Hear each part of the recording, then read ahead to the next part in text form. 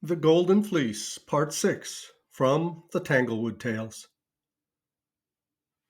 And Orpheus, whose custom it was to set everything to music, began to harp and sing most gloriously, and made every mother's son of them feel as if nothing in this world were so delectable as to fight dragons, and nothing so truly honorable as to be eaten up at one mouthful in case of the worst.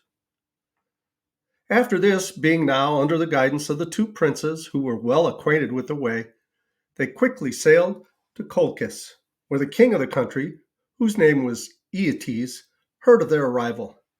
He instantly summoned Jason to court.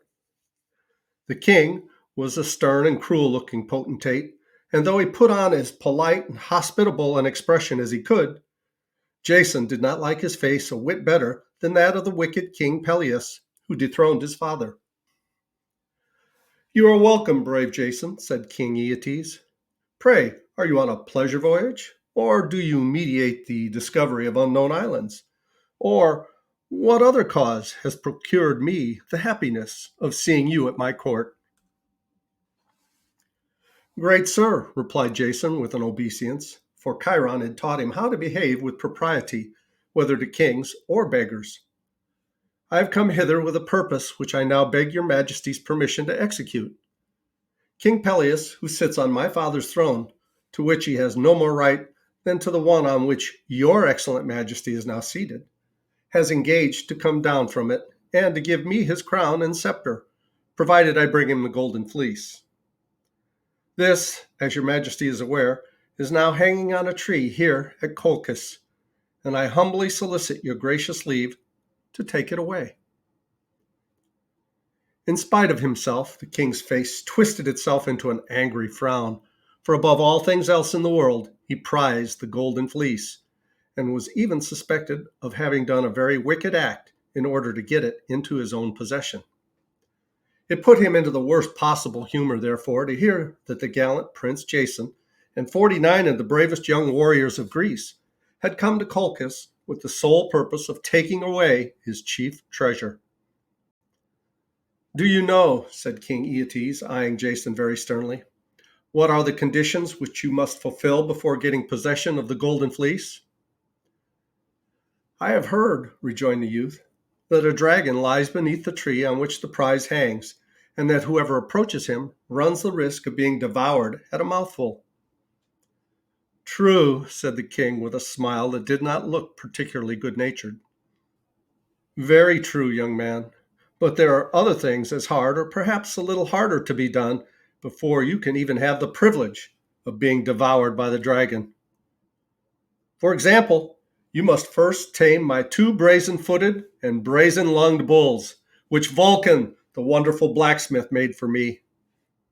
There is a furnace in each of their stomachs, and they breathe such hot fire out of their mouths and nostrils that nobody has hitherto gone nigh them without being instantly burned to a small black cinder. What do you think of this, my brave Jason?" "I must encounter the peril," answered Jason composedly, "since it stands in the way of my purpose." "After taming the fiery bulls," continued King Aeetes, who was determined to scare Jason if possible, "you must yoke them to a plow, and must plow the sacred earth in the grove of Mars, and sow some of the same dragon's teeth from which Cadmus raised a crop of armed men. They are an unruly set of reprobates, those sons of dragon's teeth, and unless you treat them suitably, they will fall upon you sword in hand. You and your 49 Argonauts, my bold Jason, are hardly numerous or strong enough to fight with such a host as will spring up." "My master Chiron," replied Jason, "taught me long ago the story of Cadmus. Perhaps I can manage the quarrelsome sons of the dragon's teeth as well as Cadmus did." "I wish the dragon had him," muttered Aeetes to himself, "and the four-footed pendant, his schoolmaster, into the bargain. Why, what a foolhardy, self-conceited coxcomb he is. We'll see what my fire-breathing bulls will do for him. Well, Prince," he continued aloud and as complacently as he could, "make yourself comfortable for today, and tomorrow morning, since you insist upon it, you shall try your skill at the plow." While the king talked with Jason, a beautiful young woman was standing behind the throne. She fixed her eyes earnestly upon the youthful stranger and listened attentively to every word that was spoken. And when Jason withdrew from the king's presence, this young woman followed him out of the room. "I am the king's daughter," she said to him, "and my name is Medea. I know a great deal of which other young princesses are ignorant, and can do many things which they would be afraid so much as to dream of.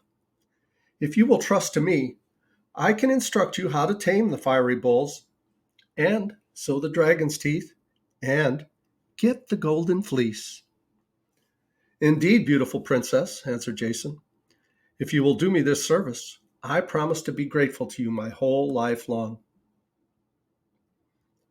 Gazing at Medea, he beheld a wonderful intelligence in her face. She was one of those persons whose eyes are full of mystery, so that while looking into them, you seem to see a very great way, as into a deep well, yet can never be certain whether you see into the furthest depths, or whether there is not something else hidden in the bottom. If Jason had been capable of fearing anything, he would have been afraid of making this young princess his enemy.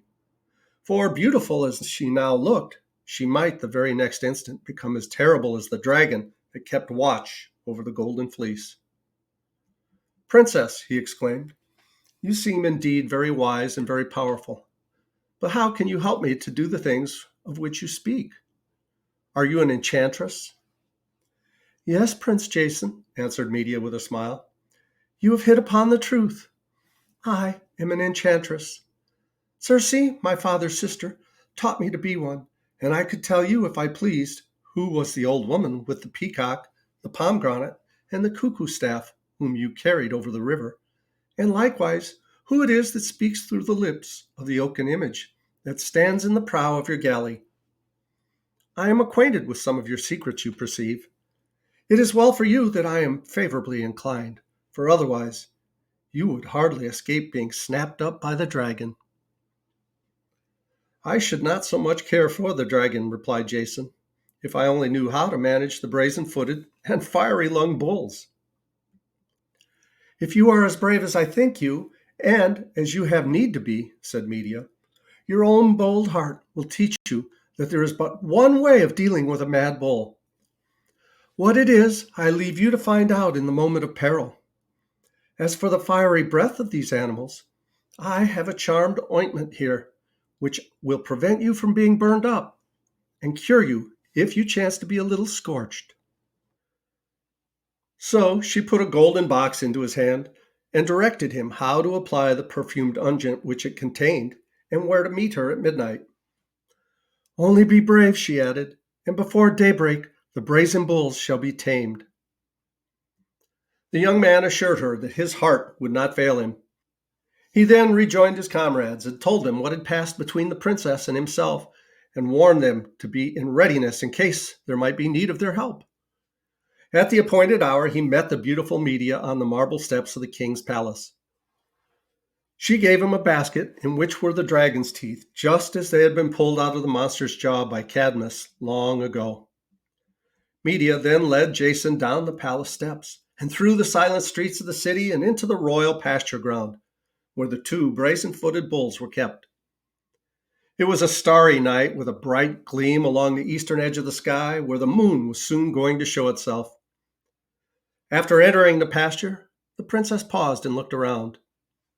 "There they are," said she, "reposing themselves and chewing their fiery cuds in the farthest corners of the field.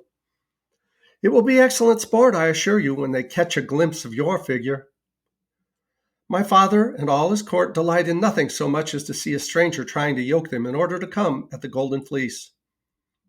It makes a holiday in Colchis whenever such a thing happens. For my part, I enjoy it immensely. You cannot imagine in what a mere twinkling of an eye their hot breath shrivels a young man into a black cinder." "Are you sure, beautiful Medea," asked Jason, "quite sure that the unguent in this gold box will prove a remedy against those terrible burns?" "If you doubt, if you are in the least afraid," said the princess, looking him in the face by the dim starlight, "you had better never have been born than go a step nigher to the bulls." But Jason had set his heart steadfastly on getting the Golden Fleece, and I positively doubt whether he would have gone back without it, even had he been certain of finding himself turned into a red-hot cinder or a handful of white ash the instant he made a step further. He therefore let go of Media's hand and walked boldly forward in the direction whither she had pointed. At some distance before him, he perceived the four streams of fiery vapor regularly appearing and again vanishing after dimly lighting up the surrounding obscurity. These, you will understand, were caused by the breath of the brazen bulls, which were quietly stealing out of their four nostrils as they lay chewing their cuds. At the first 2 or 3 steps which Jason made, the 4 fiery streams appeared to gush out somewhat more plentifully, for the 2 brazen bulls had heard his foot tramp and were lifting up their hot noses to snuff the air.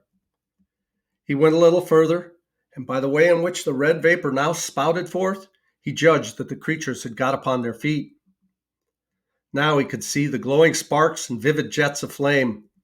At the next step, each of the bulls made the pasture echo with a terrible roar, while the burning breath which they thus belched forth lit up the whole field with a momentary flash.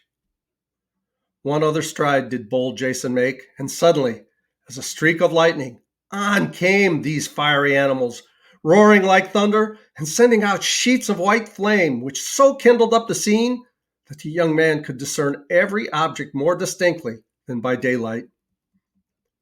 Most distinctly of all, he saw the 2 horrible creatures galloping right down upon him, their brazen hoofs rattling and ringing over the ground, and their tails sticking up stiffly into the air, as has always been the fashion with angry bulls. Their breath scorched the herbage before them. So intensely hot was it, indeed, that it caught a dry tree under which Jason now was standing and set it all in a light blaze. But as for Jason himself, thanks to Media's enchanted ointment, the white flame curled around his body without injuring him a jot more than if he had been made of asbestos. And we're going to pause here, and we'll continue with this story in the next video. Thank you so much for watching. Please reach down, click like, subscribe, and leave a comment down below. We'd love to hear from you. I love you guys. As Tigger says, ta-ta for now.